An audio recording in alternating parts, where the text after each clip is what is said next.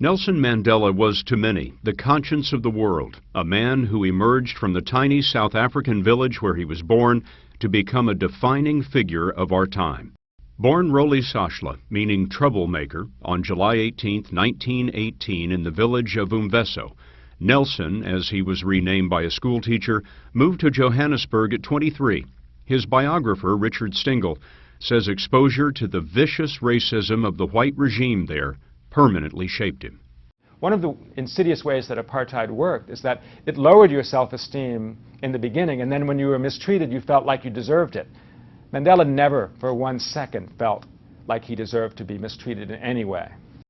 One of the nation's first black lawyers, he joined the African National Congress in 1942 and devoted his life to peacefully ending apartheid. But in 1960, after 69 peaceful black protesters were killed by white South African police in the infamous Sharpeville massacre, Mandela believed the only recourse was violence.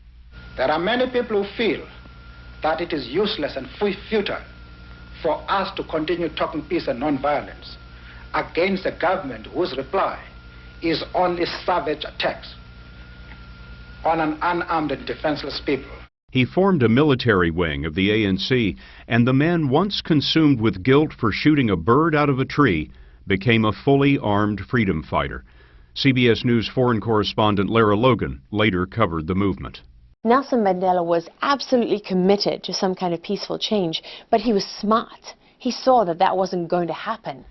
He took his fight to the streets and lived on the run, but in 1962 he was captured, convicted, and sentenced 2 years later to life for sabotage and conspiracy.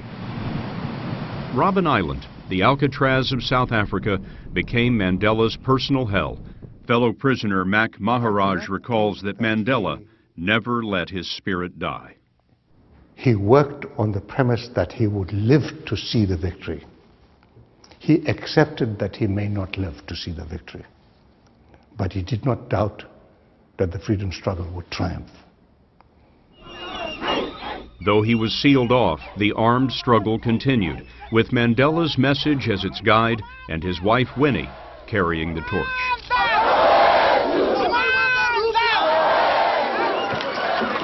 The violence continued, including the 1985 Trojan Horse Massacre, a police ambush in a Cape Town suburb filmed by CBS cameraman Chris Everson. But it only served to embolden the freedom fighters, and by the late 1980s, pressure for Mandela's release was mounting. On February 11, 1990, after 27 years, 71-year-old Nelson Mandela walked free. CBS News correspondent Bob Simon was there. His head was high and his fist was clenched. Nelson Mandela walked out of Victor Verster prison today like a chief of state. He didn't walk out with his shoulders up like, hey, you see, I did it. Never that.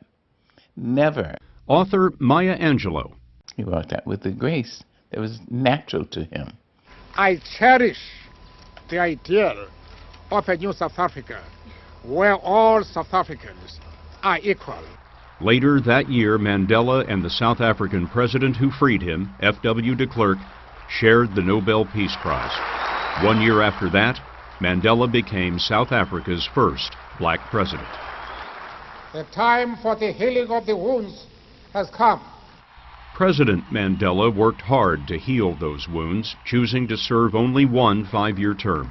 He introduced free health care for children and stepped up government investment in housing, education, jobs, and infrastructure. It wasn't all positive, though. He once admitted that he was slow to deal with his country's exploding AIDS epidemic. Nelson Mandela personified struggle, a political prisoner who became a president, a towering leader who, Archbishop Desmond Tutu once said, emerged from nearly a lifetime of oppression to save his homeland. I mean, he could so very easily have led our country down the road of retribution and revenge, and we would have been up a creek. Nelson Mandela represents the best any of us can hope for. He was a great man, and I'm grateful the world is better for having him.